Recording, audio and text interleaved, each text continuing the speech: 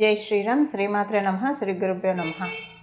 2024 సంవత్సరము జనవరి మాసంలో పక్ష ఫలాలు అంటే జనవరి 16వ తారీఖు నుంచి జనవరి 31వ తారీఖు 2024 సంవత్సరం ద్వాదశ రాశుల వాళ్ళకి ఎలా ఉండబోతున్నాయి, ఈ పక్షము ఎలా ఉండబోతుందన్న విషయాన్ని మనం తెలుసుకుందాం.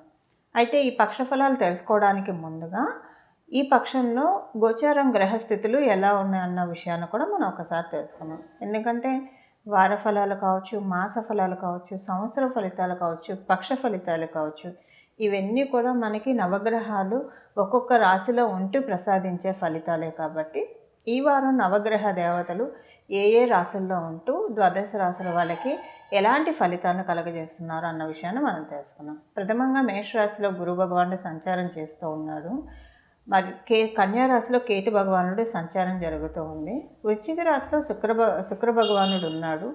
గత 16వ తారీఖు నుంచి 18వ తారీఖు వరకు వృశ్చిక రాశిలో ఉన్న శుక్ర భగవానుడు 19వ తారీఖు నుంచి వృశ్చిక నుంచి ధనుసు రాశిలోకి మారబోతూ ఉన్నాడు.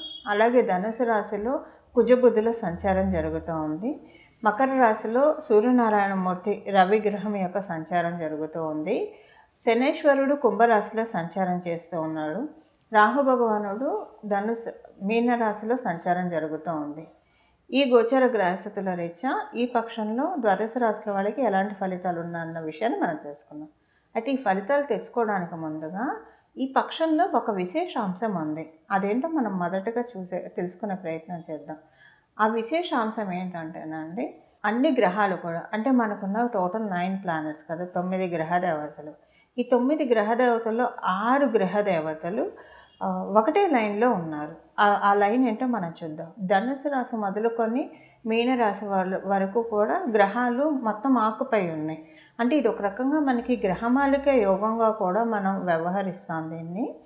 అలాగే ధనుసు రాశి నుంచి మీనరాశి వరకు గ్రహాలు అంటే మనకి 19వ తారీఖు నుంచి ఇది స్టార్ట్ అవుతున్నాయి. 19వ తారీఖు శుక్రుడు, బుధుడు, రవి, శుక్రుడు, బుధుడు, కుజుడు ధనుసు రాశిలో, అలాగే మకర రాశిలో రవి, అలాగే శనేశ్వరుడు కుంభరాశిలో, మీనరాశిలో రాహువు, వీళ్ళందరూ సంచారం చేస్తూ ఉన్నారు. అయితే దీని ఇంపాక్ట్ ఏంటి? ధనుసు రాశి మొదలుకొని మీనరాశి వరకు కూడా గ్రహాలు ఉండడం అనేది చాలా మంచిది. ఎందుకంటే ఇది నవమ స్థానం. న్యాచురల్గా మనం చూసుకుంటే కనుక ధనుసు రాశి నవమ రాశి, అలాగే మీనరాశి 12వ స్థానం అయింది.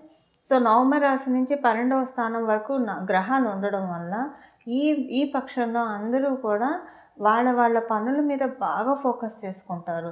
ఏం చేస్తే మనకి గ్రోత్ వస్తుంది, ఈ పక్షం చాలా ఫోకస్ చేస్తూ ఉన్నాయి గ్రహ దేవతలు. ప్రతి ఒక్కళ్ళకి కూడా ఏదో ఒక రకమైన పని కల్పించడానికి.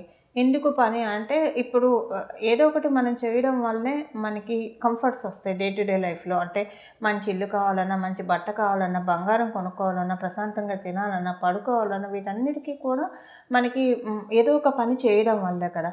సో అలా ఏదో ఒక రకమైన పనుల్లో డెస్టినీ అందరినీ ఎంగేజ్ చేస్తున్నాయి. దానివల్ల మన పనులన్నీ మనం సత్వరంగా మనం పూర్తి చేసుకోవడానికి అవకాశం ఉంటుంది. అలాగే ఇవన్నీ జరిగాక ఆఖరిలో మనం మోక్షానికి వెళ్ళాలని చెప్పి కేతు భగవానుడు సూచిస్తున్నాడు. కాకపోతే మోక్షం అనేది అంత తేలిగ్గా జరిగే పని కాదు. కానివ్వండి, ముందు మనకున్న కష్టాల నుంచి మనం ముక్తి పొందడం కూడా మోక్షమే కదండి. మనకి ఏదైనా ఇప్పుడు ఫైనాన్షియల్గా ట్రబుల్లో ఉన్నారనుకోండి, దాని నుంచి బయటపడటం, ఆ సమస్య నుంచి బయటపడటం మోక్షం కదా.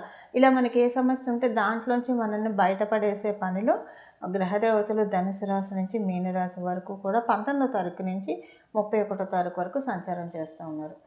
అసలు ఏ ఫలితాన్ని ఇస్తున్నారు, ఏ సమస్యల నుంచి ఎవరెవరిని బయటపడేస్తున్నారు అన్న అంశాన్ని ఇప్పుడు మనం తెలుసుకునే ప్రయత్నం చేద్దాం. తులారాశి, తులా లగ్నంలో పుట్టిన వారికి ఈ పక్షంలో ఫలితాలు ఎలా ఉన్నాయన్న విషయాన్ని మనం తెలుసుకున్నాం.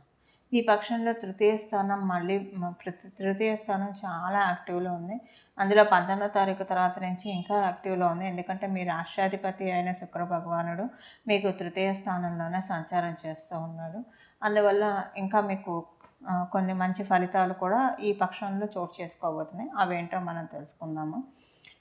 అయితే ఈ పక్షంలో మీరు కొంత మాట పట్ల కొంచెం జాగ్రత్తగా, కంట్రోల్డ్గా ఉండాలి. మీరు మాట్లాడిన వీలైనంత వరకు ఎంత మౌనంగా ఉంటే అంత మంచిది.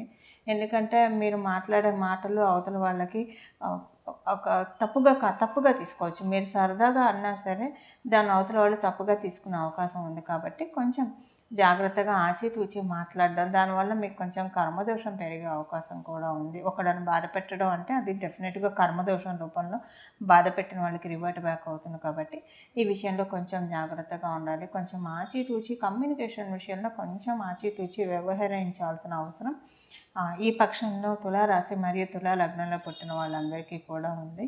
అలాగే మీకు కాంపిటేటివ్ సక్సెస్ చాలా బాగా ఉంది. ఏదన్నా ఒక మెయిల్ ద్వారా కావచ్చు, లేదా ఫోన్ ద్వారా కావచ్చు, ఏదో ఒక రకంగా మీరు ఒక గుడ్ న్యూస్ వినడానికి ఈ పక్షంలో అవకాశం డెస్టినీ మీకు చక్కగా త్రో చేస్తూ ఉంది. మీకు ద్వితీయాధిపతి మరియు సప్తమాధిపతి అయిన కుజ భగవానుడు మీకు తృతీయ స్థానంలో సంచారం చేస్తూ ఉన్నారు. వివాహ ప్రయత్నాలు చేసే వాళ్ళకి చాలా చక్కటి శుభ సమయము. అంటే కొంచెం మీరు చేసే ప్రయత్నాలు ఒకవేళ ఇప్పుడు ప్రయత్నం స్టార్ట్ చేసినా బాగుంటుంది.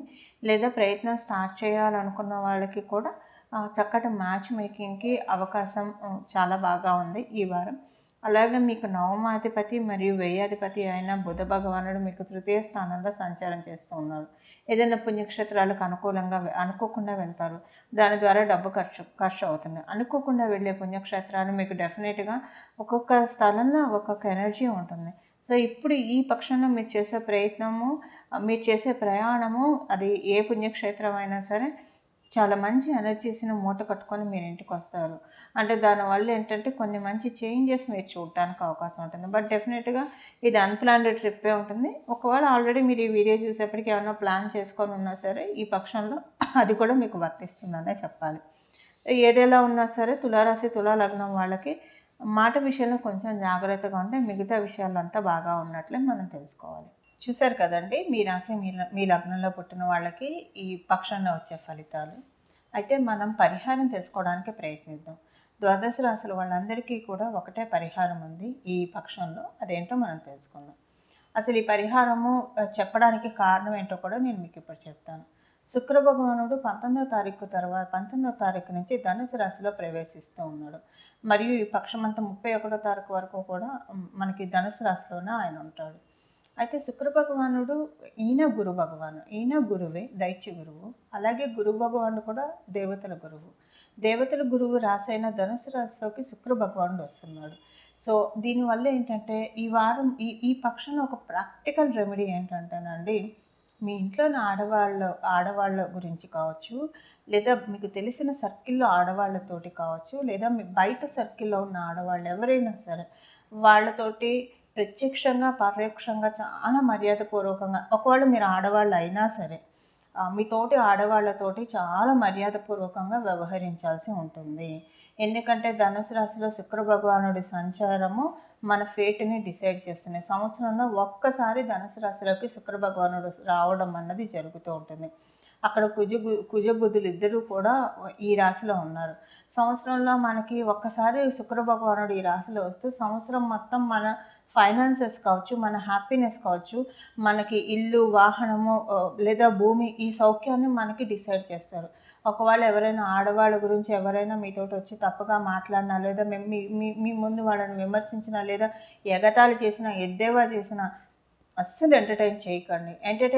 ఒకవేళ మీరు కట్ చేయలేని పరిస్థితి. ఒకవేళ వాళ్ళేమన్నా అఫెండ్ అవుతారేమో అనుకుంటే సైలెంట్‌గా ఉండిపోండి. మీరు దానికి వెయిట్ ఇవ్వకండి. ఇది ప్రాక్టికల్ రెమెడీ. అన్ని వేళలా మనకి మంత్రాలు లేదా ఏదైనా పూజలు, హోమాలు ఇలానే ఉండవు. కొన్నిసార్లు ప్రాక్టికల్ రెమెడీస్ చాలా బాగా అంటే మనం మంత్రాలు చదివినా, పూజలు చేసినా, హోమాలు చేసినా ఇలాంటి చిన్నవి మనకి తెలియక చేసినా సరదాగా కూడా కొన్నిసార్లు చేస్తాం. ఒకళ్ళ గురించి వాళ్ళ ఆప్షన్స్‌లో ఏదో సరదాగా మాట్లాడుకుంటూ ఉంటాం. అవన్నీ నేచర్ క్యాప్చర్ చేస్తూ ఉంటుంది. ప్రత్యేకించి ఆడవాళ్ళ గురించి ఈ పక్షం రోజులు అట్లీస్ట్ ఎప్పుడు కూడా అలా ఉంటే మంచిది. కనీసం ఈ పక్షం రోజులు వాళ్ళు ప్రత్యక్షంగా కావచ్చు, పరోక్షంగా కావచ్చు, వాళ్ళని మీరు ఆడవాళ్ళైనా సరే, మగవాళ్ళైనా సరే విమర్శించడం కానివ్వండి, లేదా ఎగతాళిగా ఇప్పుడు వాళ్ళ గురించి ఏదైనా ఫన్‌గా మాట్లాడుకోవడం కానివ్వండి, ఇలాంటివి ఏమీ చేయకుండా ఉంటే కనుక ఈ సంవత్సరం అంతా కూడా అంటే ఈ పక్షంని ఇలా చేయడం వల్ల ధనుసు రాశి అంటే ధర్మరాశి. మనకి నవమ స్థానం జనరల్‌గా ధనుసు రాశిలో శ్రీ మహాలక్ష్మి అమ్మవారు ఉంటుంది. అమ్మవారికి ఇష్టమైన రాశి. అమ్మవారికి ఇష్టమైన పనులు ఏంటంటే ఒకళ్ళ గురించి విమర్శంగా మాట్లాడుకోవడం, పరుషంగా మాట్లాడుకోవడము, గొడవలు పడడము, ఒకళ్ళని ఎగతాళి చేయడము, లేదంటే ఒకళ్ళని తీసేసినట్టు మాట్లాడడం, ఒకళ్ళని చిన్న చూపు చూడటము, ఇవన్నీ కూడా శ్రీ మహాలక్ష్మి అమ్మవారికి ఇష్టం లేని పనులు. సో అమ్మవారు శుక్ర భగవానుడు అంటేనే అమ్మవారు. అమ్మవారు ఉన్న ప్రశాంతమైన ప్రదేశాల్లోకి వెళ్ళాడు శుక్ర భగవానుడు వెళ్ళాడు కాబట్టి శుక్ర భగవానుడు శ్రీ మహాలక్ష్మి అమ్మవారు పుట్టింటి వారు కూడా. ఈ విషయాన్ని మనం ఎవరం మర్చిపోకూడదు. సో ఈ పక్షంలో వీలుంటే ఎప్పుడూ కూడా ఇలా ఉండడం వల్ల మనకి బాగుంటుంది. ఈ పక్షంలో ప్రత్యేకించి చాలా జాగ్రత్తగా ఉండాలి. ప్రాక్టికల్గా ఇది ప్రాక్టీస్ చేస్తే చాలా బాగుంటుంది. ఈ సంవత్సరం మొత్తానికి కూడా ఈ పరిహారం వర్తిస్తున్న ఆ మార్పు మీరే చూస్తారు. అసలు ఇలాంటిదంటూ స్టార్ట్ చేస్తే ఎలా ఉంటుంది అన్న మ్యాజిక్స్ మీరే చూడడం స్టార్ట్ అవుతుంది. మంగళం. నమో భగవతే వాసుదేవాయ.